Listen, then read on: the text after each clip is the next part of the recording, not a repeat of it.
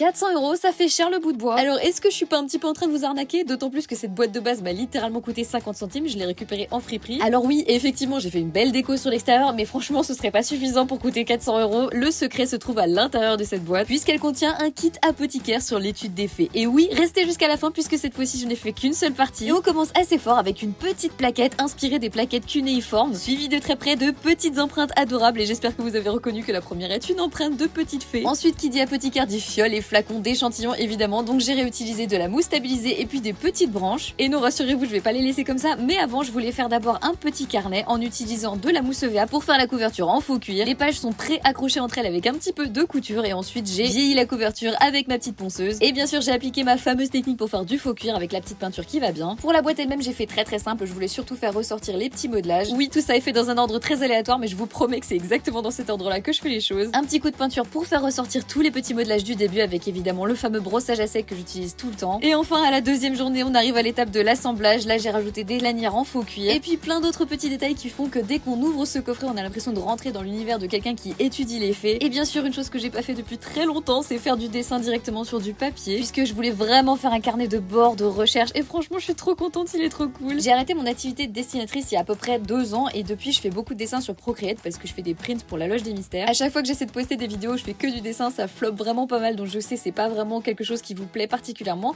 mais je me demandais si vous aimeriez bien me voir refaire un petit peu de dessin sur papier dans mes petites créations, un peu comme ce que j'ai fait là. D'autant que franchement, des pièces un peu plus grandes comme ça, plus complexes et hyper intéressantes, j'ai envie d'en faire plein, mais comme je disais au début, bah ça coûte cher. Celle-ci va coûter non pas 400 €, mais plutôt 381 € très exactement, donc bah évidemment, je sais que c'est pas dans le budget de tout le monde, mais bon, vous voyez bien qu'il y a beaucoup de matériaux différents, et surtout, il y a 15 heures de travail dessus.